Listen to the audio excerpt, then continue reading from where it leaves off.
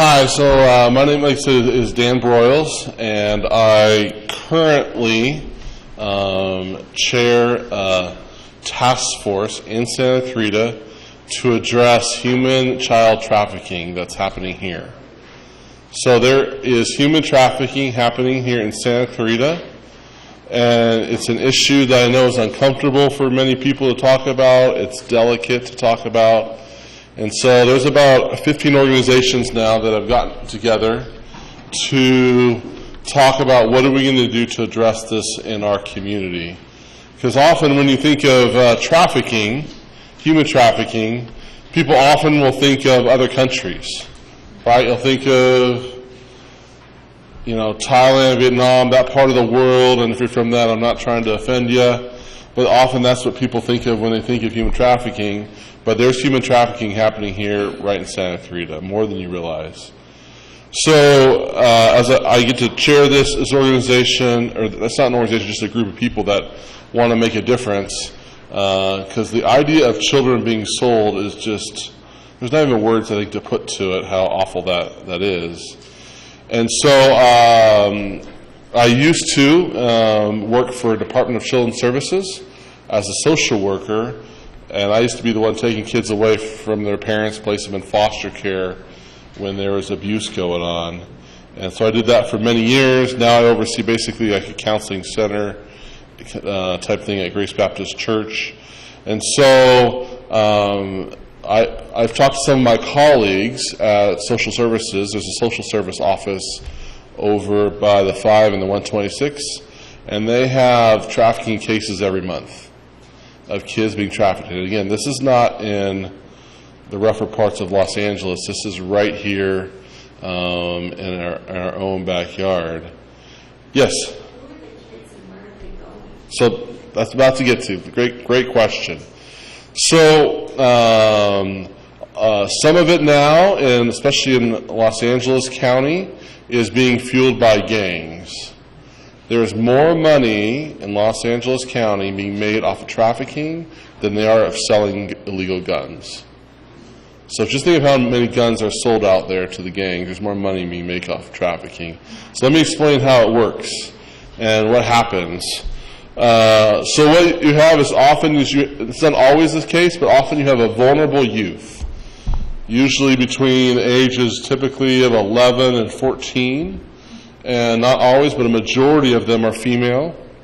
And in Santa Clarita, seems like kid even these days has their own what? Cell phone, right? Which is access to the world. And so these cell phones can be great tools of technology, right? For a lot of good stuff. But there's actually terrible apps on just how to trap kids and connect. So here's what happens. They meet online. And what they do is, let's say you have a 13-year-old girl who is vulnerable. Let's say her parents go through an ugly divorce, or one of the parents is a raging alcoholic. Just not a good environment for this kid. So this kid's vulnerable. And so she's 13, let's say maybe going, 7th grade or so, 8th grade. And then a guy online approaches her, and he says he's 16, 17 years old, and he's really sweet. He tells her she's beautiful. He tells her how hard this must be going with your parents' divorce or whatever the rough thing is, and he listens. It's awful. There's whole websites on how to pimp a girl. It's just awful. And so what they do is they go online, and the term for it is called grooming. And they groom her to the point that she develops trust, right? And he is kind. He tells her, if I were in your shoes, I'd want to beat up your parents for you, or who's there for you? I want to be there for you. So if you have a kid going through a really hard time in life, and somebody comes along and says, I want to be there for you, what happens? That feels good, right? It feels reassuring. It feels comforting. And it's no different than often how people join gangs, right? A sense of belonging, sense of some compassion for what they're going through. So eventually, often they'll even send her gifts, or get her a ticket to Magic Mountain. right? Or to meet at the mall and buy her some gifts. So now she's feeling taken care of. She feels like someone has my back. All these things that she feels really cared for. And then after a while, he goes, you know, I really am glad I got to do these things for you, and I'll be there for you. Can you just do one favor for me?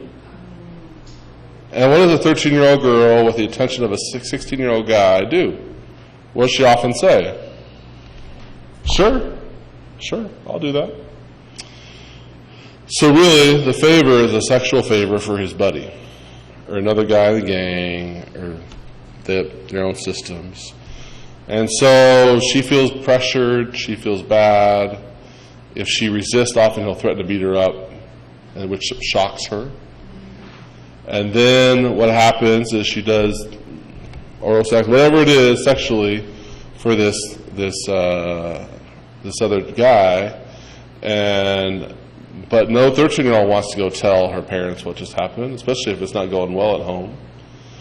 And then he says to her, if you ever say a word, I will post every detail of that sexual act online. Every kid in your junior high will know. Blackmail. Right? Blackmail.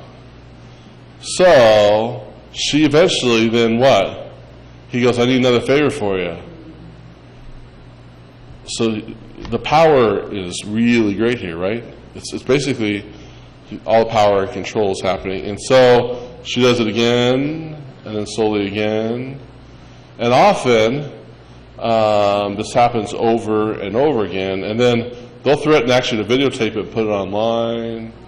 I mean, talk about awful blackmail. That they say about half of the victims in LA County have had at least some foster care experience.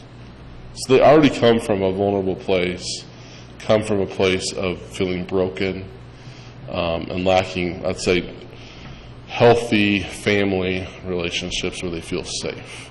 Yes? What's the suicide rate? Pretty high. Well, the average lifespan of a girl who's trafficked is 7 years. That's her lifespan. Because being beat up, there's many stories now that they'll actually shoot them up with heroin so they get hooked. STDs, I mean, awful's not even the right word for it, to be honest.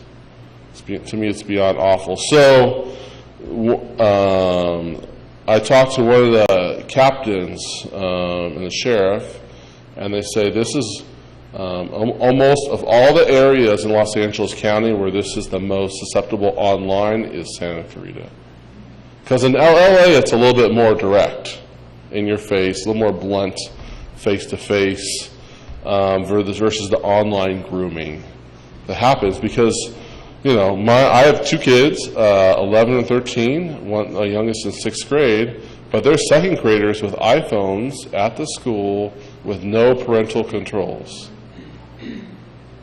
Right? And what's happening with some of these kids also is the access to pornography that normalizes some of this stuff when they really don't know the impact it has on them when they're 8, 9, 10 years old, and how people are objectified. One of the things that we're going around, we actually have done some stuff in schools here in Santa Clarita, is myself and other people have done training for school counselors on how to even recognize this. Because when I went to graduate school, and I'm a licensed marriage family therapist, there was no training on this. This wasn't around. But 15 years ago, iPhones weren't even thought of. I mean, you remember the phones where you had to hit like A, B, C just to get the letter C on your phones just to try to text somebody. So now you have these little children have access to this stuff, and people know how to find people online. So one of the things we're doing to try to make a difference, besides we're doing trainings for school counselors and other parts of our community, is we have an event here. Hopefully, I think you guys just got this event that's passed around. We're doing a half-day event at COC. It is free. We're not making any money off this thing. And it's a half-day, basically, conference for free on how to recognize the signs, how you do to make a difference. The keynote speaker here, her name is Harmony. That is her first name. She used to be a social worker with me at Department of Children's Services, and she was trafficked. She was abused as a kid, terrible family life. She's really public about that. And then eventually she was stripping and giving all her money to her pimp. And going to UCLA at the same time, and no one knew. So she's also going to tell her story, how she got out of it. There's going to be a few, on the bottom of your sheet there, there's a couple organizations that are really, I think, making a difference. That if you ever want to Google these to learn even more details how to make a difference, what you can do to help specifically, there's a couple here, that, like the very bottom, she see it says Zoe International, Cherish, Journey Out. These are all nonprofits that are really trying to make a difference with kids. So for instance, I don't know if you know about this, but Zoe has a home in Thailand for trafficked kids once they're found by law enforcement. And they're going to replicate a home off the 14 freeway in Acton, Agua Dulce, because right now there is no residential place that we know of that specifically focuses on the victims of traffickers. And so they're actually going to have a place that has therapists specialized in this. They have about 50 acres off the 14 freeway, and they're going to build 6-bed homes, because right now the kids just go to traditional foster care or a relative. And those relatives don't have the training to deal with trauma. These kids actually will run back to their trafficker. It's very similar to a wife who gets beat up by her husband, but what happens about a month later? She goes right back to him because that's all she knows. She's scared of the unknown. So Zoe, that's an amazing thing that's happened. Cherished has homes in Antelope Valley for victims. Journey Out does a lot of good stuff. Saving Innocence actually goes out with law enforcement as advocacy for the kids, and will go to court with kids because sometimes they have to testify against a trafficker, and so they will support the kids, what's needed. So also, this is not something just here. Just a few times now, I have spent a considerable amount of time in the country of Haiti. Haiti alone, they say, has 300,000 kids that are trafficked. In that country alone, it's the poorest country in the Western Hemisphere, 75% unemployment. And so people are selling their kids because they can't even feed their kids a lot of times. They say in the United States, because we asked, what they can pretty much guarantee is in the United States, trafficking is anywhere between 60 to 100,000 people in the United States alone. And that's what they know of. That's like, and you know it's going to be higher than what they know with organized crime and gangs and those things. So it's a really serious thing. I know it's not a pleasant thing to talk about to kind of at the end of your meeting, and I know people say, wow, that's really heavy. But one of my personal passions is somebody, and I just want to do my tiny part, and I know other people do, is these kids need to have a voice, and they don't have a voice. Because one of the things that's happened in the last 10 years is 10, 20 years ago, if a 15-year-old was arrested, she would be charged often with what? Prostitution, right? No 15-year-old wakes up and goes, what do I want to do tonight? Right? And so now the laws have been significantly changing and going after the traffickers, because that's not something a 15-year-old wakes up and just wants to do.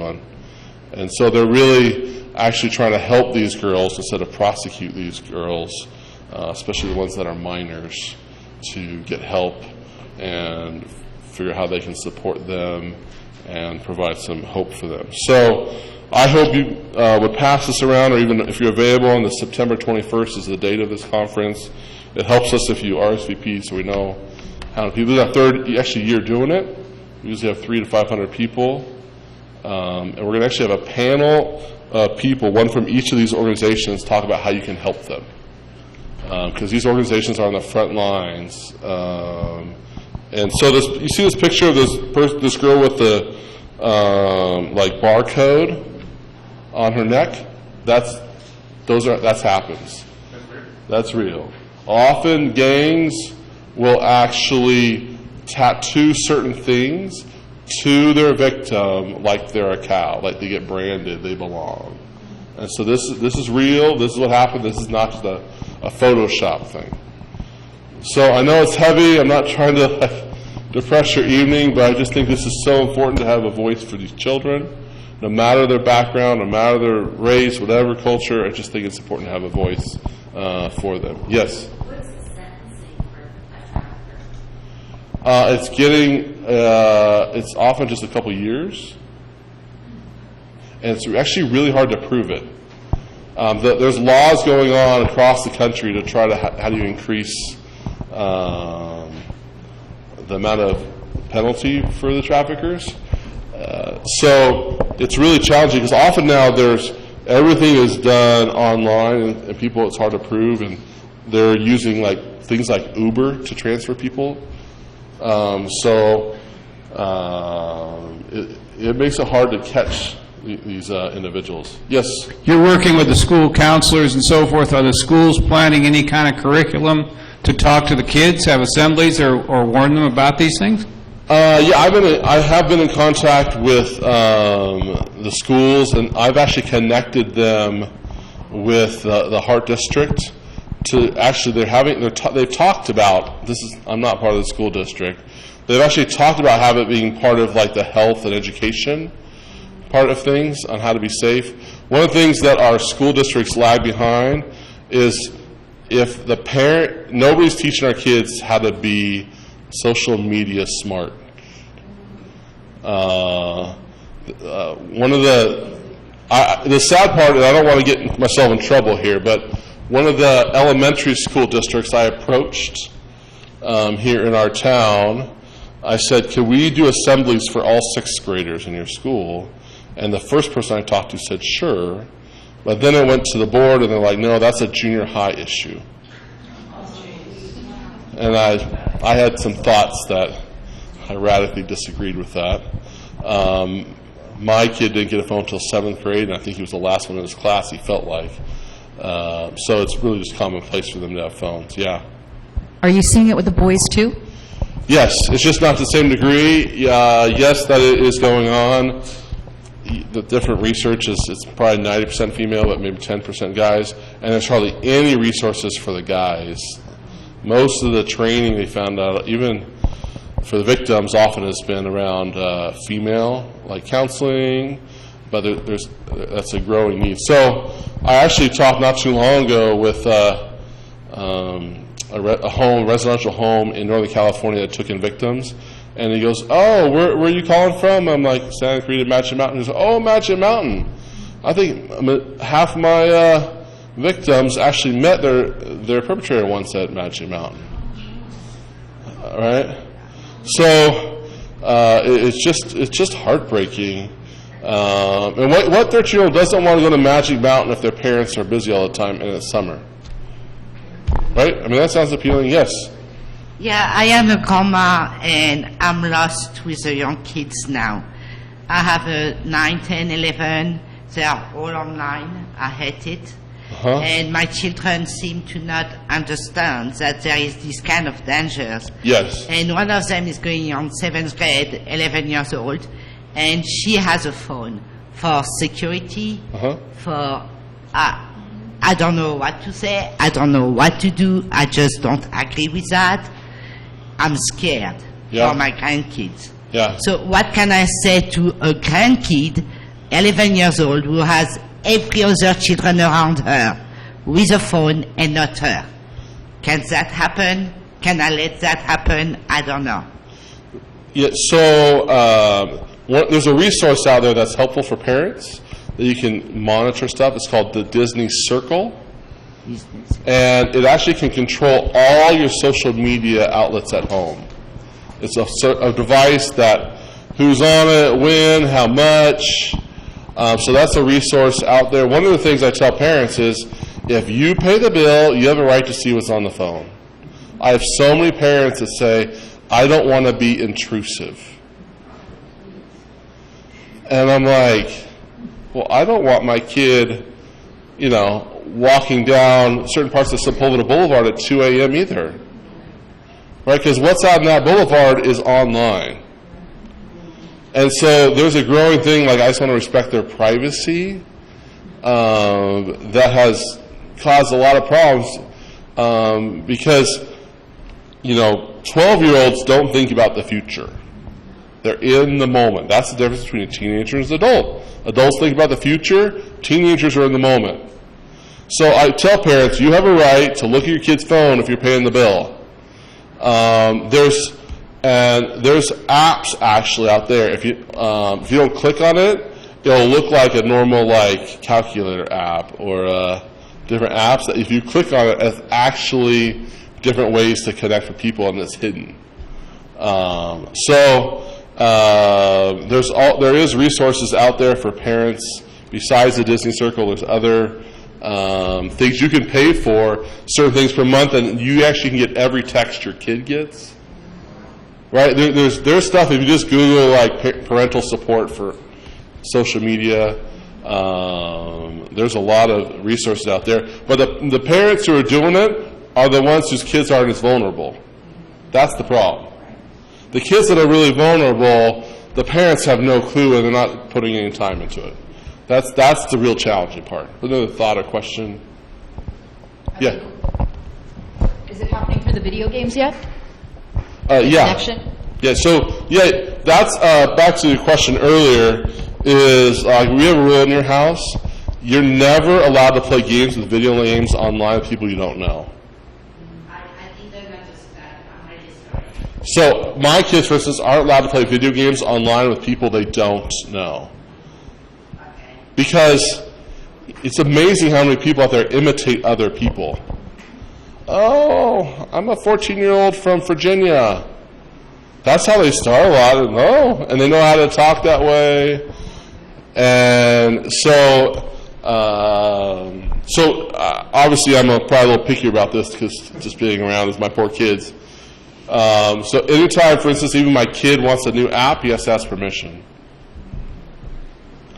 Right? And it's just a standard thing just because I talked to too many stores. There's a gentleman by the name of Carlos Marquez. He's in charge of the online crimes towards kids in LA County. And he goes, I keep busting people out here because one of the things that happens, too, is the amount of sexting that goes on. And then people use it in not good ways. And actually, people can get bribed that way if you say anything. I mean, there's just a lot of junk out there that is really scary for kids. Yes? How do we get to the Disney control? Because that's the first time I hear about that. I am sorry. I am not understanding your question. Okay. How do we get to the Disney control? Because that's the first time I hear about that. What was The Disney control. how do you get it? Yeah. Oh, just look out, Google online, buy Disney Circle for kids. Disney Center. Yeah, Disney Circle. Yep, and it's just a good resource for kids. Yep. Well, thank you so much just for the time. Thanks for letting me come here. Thanks for even for giving me just a few minutes to share about this. I think it's really important. So thank you very much.